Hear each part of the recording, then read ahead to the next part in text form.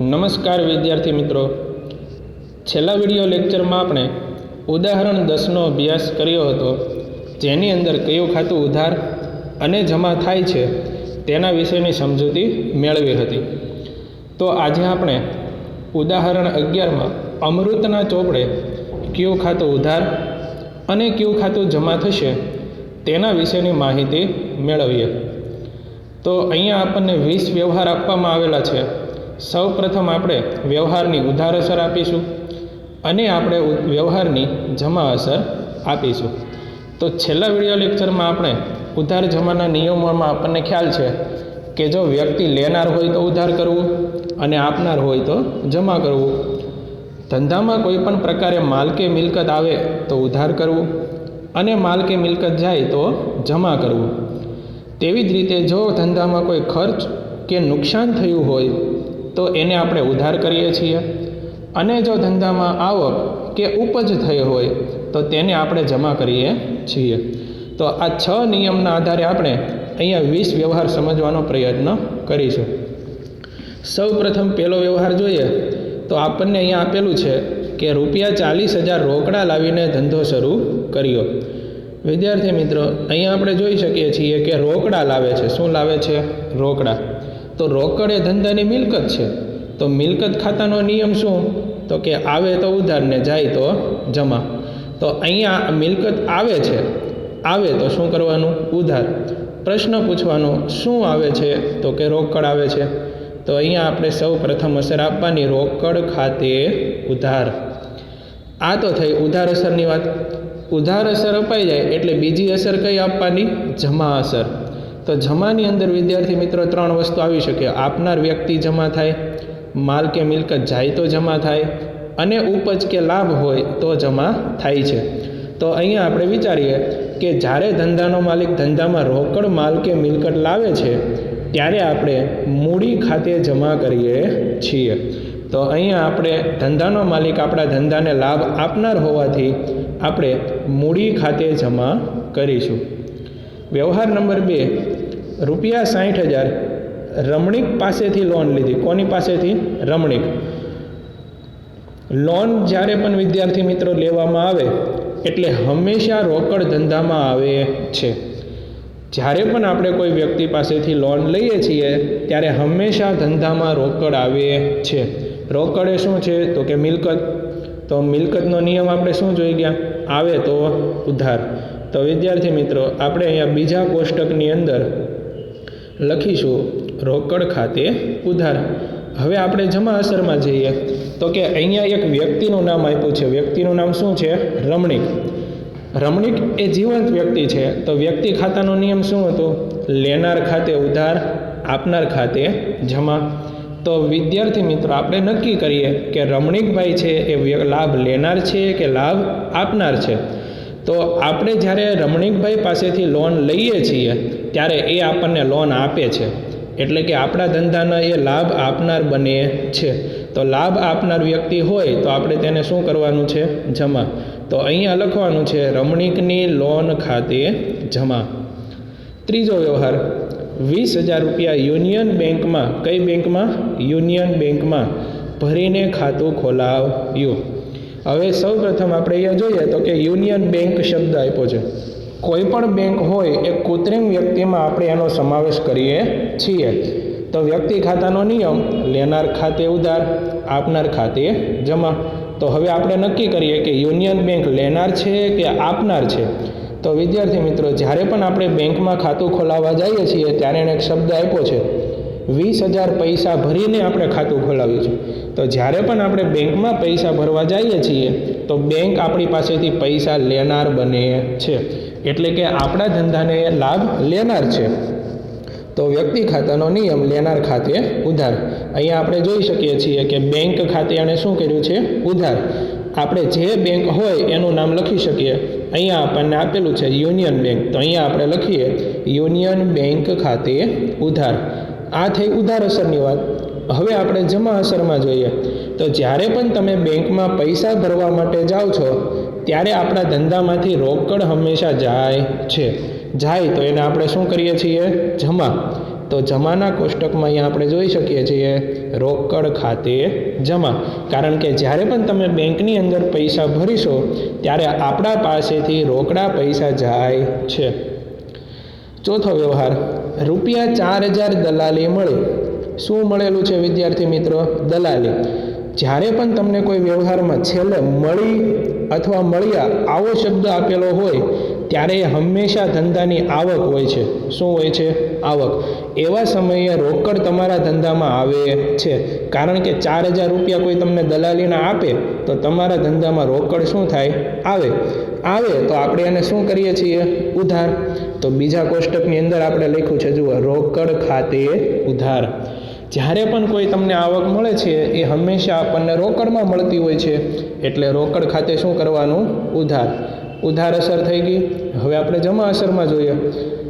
આપણને શું મળ્યું છે? તો કે દલાલી મળી છે. તો જ્યારે પણ મળી શબ્દ આપ્યો હોય તો એને શું કહેવાય? ઉપજ કે આવક કહેવાય.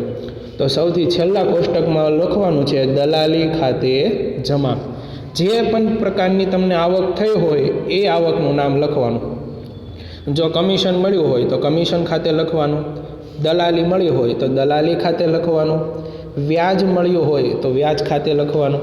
આવી રીતે જેવી પણ તમને આવક થઈ હોય એ આવકનું નામ આપણે લખવાનું છે. પાંચમો વ્યવહાર, ₹10,000નો માલ આપણે બચ્ચુભાઈ પાસેથી ખરીદેલો છે. તો વિદ્યાર્થી મિત્રો, અહીંયા આપણે એક પ્રશ્ન પૂછવાનો છે કે શું ખરીદ્યું છે? તો કે માલ ખરીદેલો છે.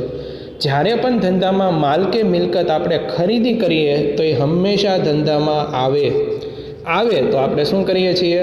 ઉધાર. તો અહીંયા લખવાનું છે ખરીદ ખાતે ઉધાર. જો ધંધામાં કોઈ મિલકત ખરીદેલી હોય તો ખરીદ ખાતાની જગ્યાએ તમે જે મિલકત ખરીદી હોય તેનું નામ લખવાનું. દાખલા તરીકે તમે ફર્નિચર ખરીદ્યું હોય તો ખરીદ ખાતે નહીં લખવાનું, તો ફર્નિચર ખાતે લખવાનું. જો તમે યંત્ર ખરીદ્યું હોય તો યંત્ર ખાતે લખવાનું. જો તમે કોઈ મિલકત ખરીદો છો તો એ મિલકતનું નામ લખવાનું. પણ જ્યારે તમે ધંધા માટે માલ ખરીદો છો તો તમારે હંમેશા ખરીદ ખાતે જ લખવામાં આવે છે. ઉધાર અસર આપી આપણે. હવે આપણે જમા અસર જોઈએ. તો અહીંયા આપણે એક વ્યક્તિનું નામ આપ્યું છે. શું છે? બચ્ચુભાઈ. તો વ્યક્તિ બે રીતે હોઈ શકે. કાં તો એ આપણા ધંધાનો લાભ લેનાર હોય, કાં તો એ આપણા ધંધાને લાભ આપનાર હોય. તો આપણે નક્કી કરીએ કે લાભ લેનાર છે કે આપનાર છે. તો અહીંયા આપણે છેલ્લે એક શબ્દ આપેલો છે ખરીદ્યો. તો હવે આપણે જ્યારે કોઈ સામેના વ્યક્તિ પાસેથી તમે માલ ખરીદો છો તો એ સામેનો વ્યક્તિ તમને માલ આપનાર બને છે. શું બને છે? આપનાર.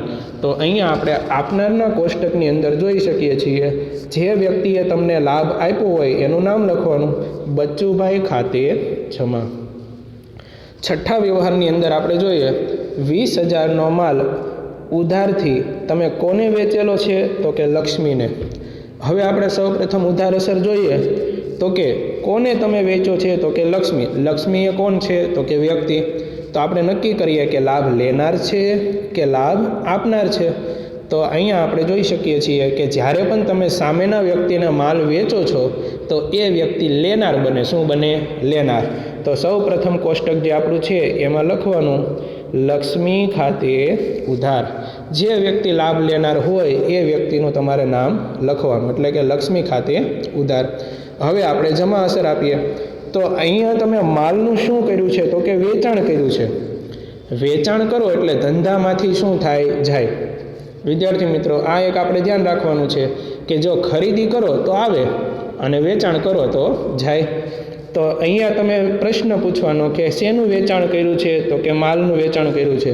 તો જ્યારે પણ તમે માલનું વેચાણ કરો છો ત્યારે હંમેશા વેચાણ ખાતે જમા લખવું.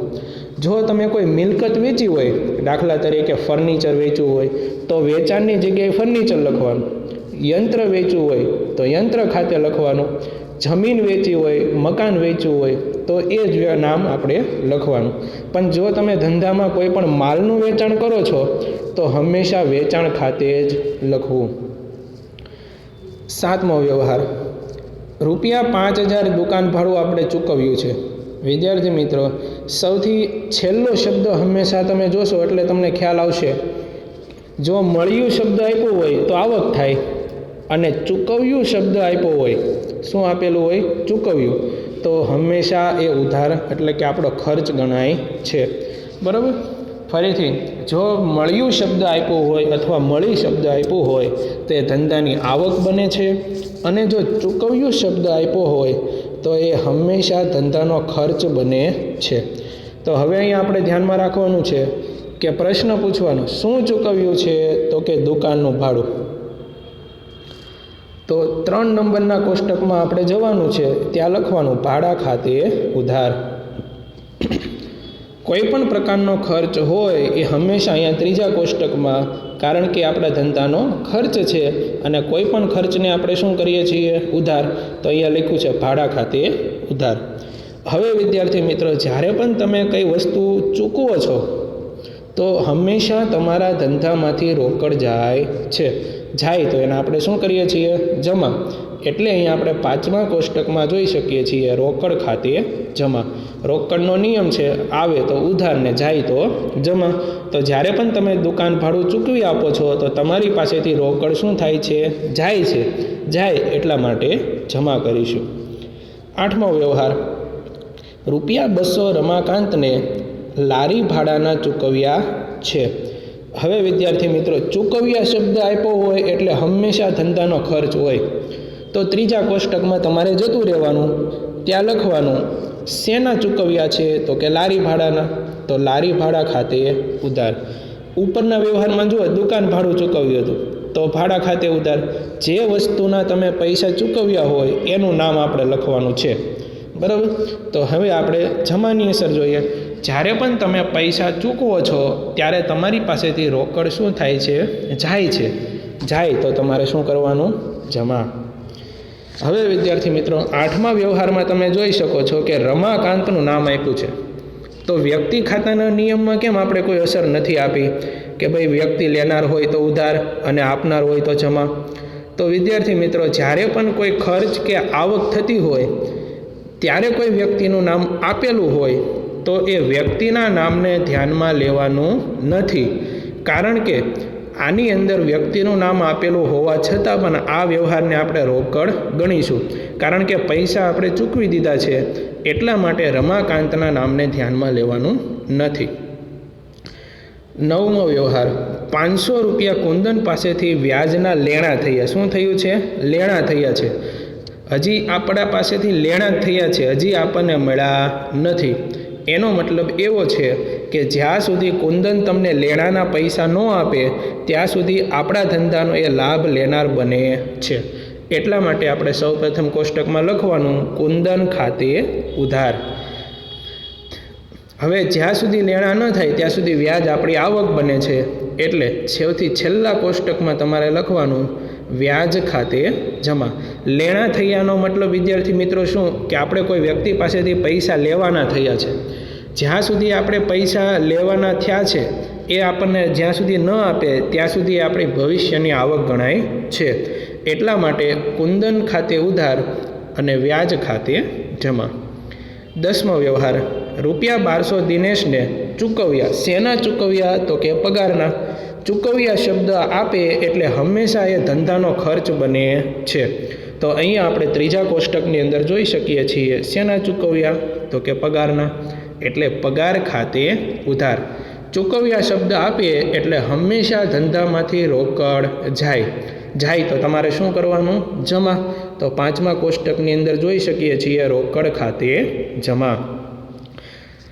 11મો વ્યવહાર, ₹3000નું કમિશન મળ્યું. જ્યારે પણ કોઈ વ્યવહારમાં છેલ્લે મળ્યું શબ્દ આપેલો હોય એટલે હંમેશા ધંધામાં રોકડ આવે, કારણ કે આપણને કોઈ વ્યક્તિ પાસેથી રોકડા પૈસા મળે એટલે આપણા ધંધામાં રોકડ શું થાય? આવે તો શું કરીએ છીએ? ઉધાર. એટલે રોકડ ખાતે ઉધાર.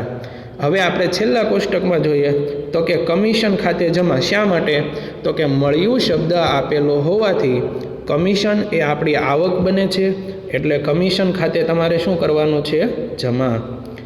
વ્યવહાર નંબર 12, 15,000નો માલ આપણે કેવી રીતે ખરીદેલો છે? રોકડેથી. હવે વિદ્યાર્થી મિત્રો જોઈએ કે જ્યારે પણ તમે માલની ખરીદી કરો ત્યારે માલ તમારા ધંધામાં શું થાય? આવે તો શું કરવાનું? ઉધાર. માલ કે મિલકત જ્યારે ધંધામાં આવે ત્યારે અહીંયા આપણે શું લખવાનું છે? ખરીદ ખાતે ઉધાર. જો તમે માલની ખરીદી કરી હોય તો જ અહીંયા ખરીદ ખાતે લખવાનું છે, પણ જો કોઈ મિલકતની ખરીદી કરી હોત તો જે તે મિલકતનું નામ આવે, જે આપણે 14મા વ્યવહારમાં જોઈશું. હવે વિદ્યાર્થી મિત્રો, જ્યારે પણ તમે માલની ખરીદી કરો છો તો તમે કેવી રીતે કરેલી છે? તો કે રોકડેથી. હવે આપણે જ્યારે રોકડેથી ખરીદી કરીએ તો આપણે રોકડા પૈસા ચૂકવવા પડે. જો આપણે ચૂકવીએ તો આપણા ધંધામાંથી રોકડ શું થાય? જાય તો તેને શું કરવાનું? જમા. એટલે કે રોકડ ખાતે જમા થશે. વ્યવહાર નંબર 13માં આપણે જોઈ શકીએ છીએ કે 20,000નો માલ કેવી રીતે વેચેલો છે? રોકડેથી. વિદ્યાર્થી મિત્રો, જ્યારે પણ તમે રોકડેથી માલ વેચો છો એટલે સામેનો વ્યક્તિ તમને રોકડા પૈસા આપી દેશે. એટલે ધંધામાં રોકડ આવે છે એટલે જો અહીંયા આપણે જોઈ શકીએ છીએ રોકડ ખાતે શું થાય? ઉધાર. હવે જ્યારે તમે માલનું વેચાણ કરો છો તો માલ તમારા ધંધામાંથી જાય તો શું થાય? જમા. તો અહીંયા લખવાનું વેચાણ ખાતે જમા. અહીંયા વિદ્યાર્થી મિત્ર એક આપણે ધ્યાનમાં રાખવાનું છે, જો અહીંયા તમે કોઈ મિલકત વેચી હોત તો જે તે મિલકતનું નામ આવે. ફર્નિચર વેચ્યું હોય તો ફર્નિચર ખાતે, મકાન વેચ્યું હોય તો મકાન ખાતે, યંત્ર વેચ્યું હોય તો યંત્ર ખાતે. જે મિલકતનું તમે ખરીદ વેચાણ કરો એ મિલકતનું તમારે નામ લખવાનું. પણ જો તમે માલ ખરીદ્યો હોય તો તમારે ખરીદ ખાતે લખવાનું, અને જો માલ વેચાવો હોય તો તમારે વેચાણ ખાતે જ લખવું. વ્યવહાર નંબર 14માં આપણે જોઈ શકીએ છીએ કે ₹10,000નું શું ખરીદેલું છે? વાહન. તો વાહન એ આપણા ધંધાની મિલકત છે. શું છે? મિલકત. તો મિલકતનો વિદ્યાર્થી મિત્રો નિયમ શું? આવે તો ઉધાર, જાય તો જમા. હવે અહીંયા આપણે વાહન ખાતે ઉધાર કરીશું, કારણ કે વાહનની તમે ખરીદી કરો એટલે ધંધામાં શું થાય? આવે. તો અહીંયા આપણે લખવાનું વાહન ખાતે ઉધાર. જો 12મા વ્યવહારમાં આપણે જ્યારે માલની ખરીદી કરી હતી ને તો અહીંયા આપણે ખરીદ ખાતે લખ્યું હતું. પણ હવે જ્યારે તમે વાહન એટલે કે મિલકતની ખરીદી કરો છો તો અહીંયા તમારે શું લખવાનું?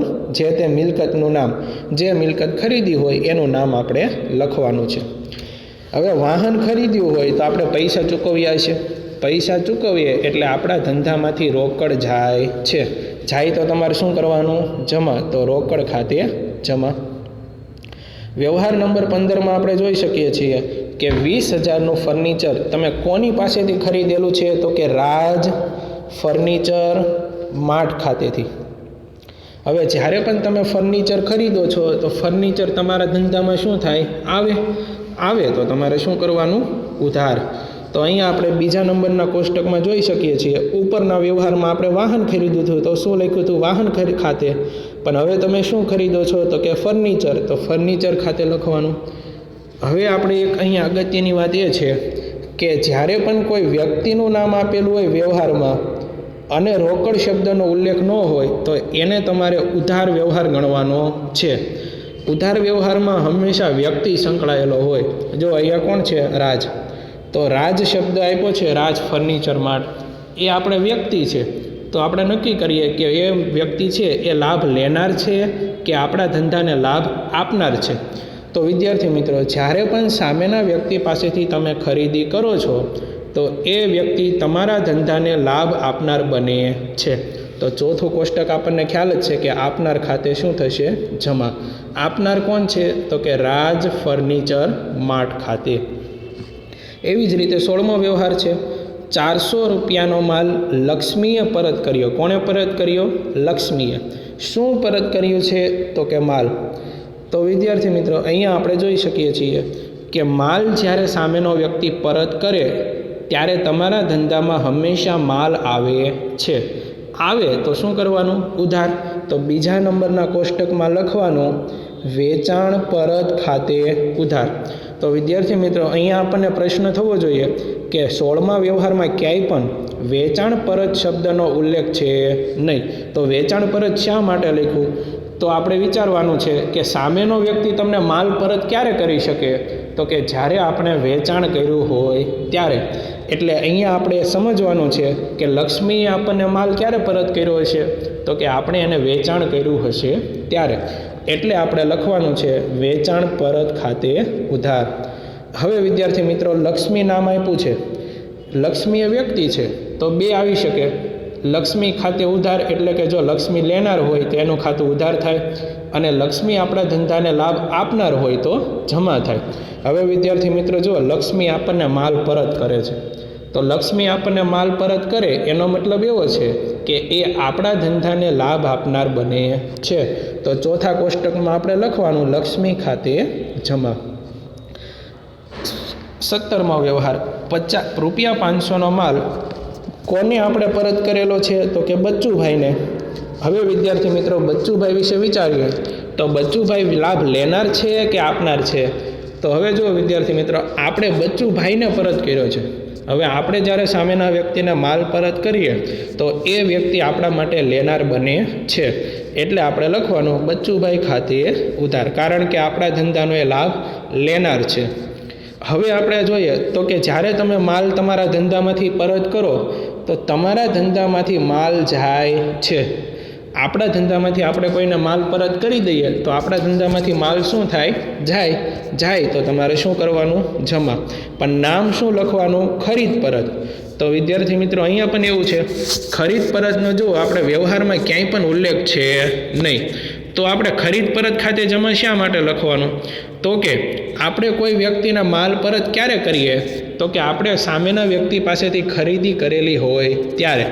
એટલા માટે અહીંયા આપણે લખવાનું છે ખરીદ પરત ખાતે જમા. 18મા વ્યવહારમાં આપણે જોઈ શકીએ છીએ કે ₹2000 કઈ બેંકમાંથી ઉપાડેલા છે? યુનિયન બેંકમાંથી. તો બેંક શબ્દની અંદરથી આપણને ખ્યાલ છે વિદ્યાર્થી મિત્રો કે બેંક હોય એટલે કૃત્રિમ વ્યક્તિ છે. તો આપણે નક્કી કરીએ કે લાભ લેનાર છે કે પછી લાભ આપનાર છે. તો જ્યારે પણ તમે બેંકમાંથી પૈસા ઉપાડો છો એનો મતલબ એવો છે કે બેંક તમને પૈસા આપે છે, તો એ આપણા ધંધાને લાભ આપનાર બને છે. તો ચોથા કોષ્ટકમાં આપણને ખ્યાલ છે કે વ્યક્તિ જ્યારે લાભ આપનાર હોય ત્યારે આપણે અહીંયા લખીએ છીએ, એટલે યુનિયન બેંક ખાતે જમા. તો વિદ્યાર્થી મિત્રો જ્યારે પણ તમે બેંકમાંથી પૈસા ઉપાડો તો તમારી પાસે રોકડ શું થાય? આવે. દાખલા તરીકે મારે બેંકમાં ખાતું હોય અને બેંકમાંથી હું 5000 ઉપાડું તો ₹5000 રોકડા મારી પાસે શું થાય? આવે. તો શું કરવાનું? ઉધાર. એટલે અહીંયા આપણે લખ્યું છે રોકડ ખાતે ઉધાર. 19મા વ્યવહારમાં આપણે જોઈ શકીએ છીએ 19 અને 20 બંને વ્યવહાર એક સમાન જ છે. જુઓ વિદ્યાર્થી મિત્રો, ₹300 ટપાલ ખર્ચના ચૂકવ્યા અને ₹200 જાહેરાત ખર્ચના ચૂકવ્યા. બંને વાક્યમાં છેલ્લે ચૂકવ્યા શબ્દ આપ્યો છે. જ્યારે પણ આવી રીતે ચૂકવ્યા શબ્દ આપેલો હોય એટલે હંમેશા ધંધાનો ખર્ચ હોય છે. તો અહીંયા આપણને જુઓ ખર્ચનું ત્રીજું કોષ્ટક આપણને ખ્યાલ છે કે જ્યારે પણ ખર્ચ કે નુકસાન થયું હોય તો એને આપણે શું કરીએ છીએ? ઉધાર. તો અહીંયા આપણે લખવાનું ટપાલ ખર્ચ ખાતે ઉધાર, અને નીચેના વ્યવહારમાં લખવાનું જાહેરાત ખર્ચ ખાતે ઉધાર. એટલે જ્યારે પણ વિદ્યાર્થી મિત્રો કોઈ પણ તમે ધંધાનો ખર્ચ ચૂકવો છો તો એ ખર્ચનું તમારે નામ લખવાનું છે ટપાલ ખર્ચ ખાતે ઉધાર અને જાહેરાત ખર્ચ ખાતે ઉધાર. હવે વિદ્યાર્થી મિત્રો આપણે જમા અસર આપીએ. જ્યારે પણ તમે કોઈ ખર્ચ ચૂકવો છો એટલે તમારા ધંધામાંથી રોકડ હંમેશા શું થાય? જાય. તો તમારે શું કરવાનું છે? જમા. તો 5મા કોષ્ટકમાં આપણને ખ્યાલ છે રોકડ ખાતે જમા અને રોકડ ખાતે જમા. એટલે વિદ્યાર્થી મિત્રો અહીંયા આપણને આવી રીતે 20 વ્યવહાર આપેલા છે, જેની સમજૂતી આપણને નીચેના પેજમાં આપેલી છે. તો એનો તમારે અભ્યાસ કરવાનો રહેશે, અને આપણને જ્યારે પણ ઉદાહરણ પૂરું થઈ જાય એટલે એના પછીના પેજમાં ખાસ યાદ રાખો એના માટેના અગત્યના નિયમ આપેલા છે, જે આપણે આગળ જોઈ જ ગયા છીએ. જો એ નિયમ તમે સરળતાથી સમજી લેશો તો તમને આ ચેપ્ટરની અંદર ખૂબ જ સરળતાથી સમજી શકશો. અહીંયા આપણે એકવાર જોઈ લઈએ કે પહેલી અસર હંમેશા તમારે શું આપવાની હોય છે? ઉધાર. અને બીજી અસર શું આપવાની હોય છે? જમા. એટલે વિદ્યાર્થી મિત્રો તમારે ફક્ત 6 અસર તમે યાદ રાખશો એટલે તમને આ ચેપ્ટરની અંદર કોઈ પણ પ્રકારની મુશ્કેલી થશે નહીં. જુઓ, કોઈ પણ વ્યક્તિ હોય તો એ ઉધાર ક્યારે કરવાનું? તો કે આપણા ધંધાનો લાભ લેનાર હોય ત્યારે. ધંધામાં માલ કે મિલકત આવે તો હંમેશા એને આપણે શું કરવાનું? ઉધાર. ધંધામાં કોઈ પણ પ્રકારનો ખર્ચ કે નુકસાન થયું હોય તો એને શું કરવાનું? તમારે ઉધાર. એવી રીતે જમા અસર 3 હોય. જો વ્યક્તિ ધંધાને લાભ આપનાર હોય તો એને શું કરવાનું? જમા.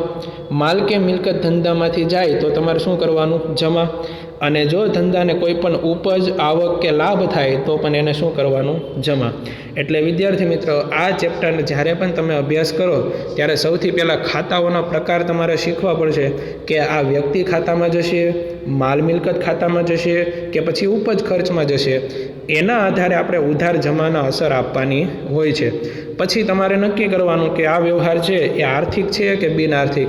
જો આર્થિક હોય તો બી અસર આપવાની, પણ જો બિન આર્થિક હોય તો એની કોઈ પણ અસર આપવાની હોતી નથી. કારણ કે આપણે આગળ જોઈ ગયા, બિન આર્થિક વ્યવહારની ચોપડે કોઈ પણ પ્રકારની નોંધ કરવામાં આવતી નથી. ત્યારબાદ તમારે નક્કી કરવાનું કે આ જે વ્યવહાર છે એ રોકડ વ્યવહાર છે કે ઉધાર વ્યવહાર. જો તમને ખ્યાલ આવી જાય કે રોકડ વ્યવહાર એટલે શું અને ઉધાર વ્યવહાર એટલે શું, તો તમે સરળતાથી એન્ટ્રી કરી શકો છો.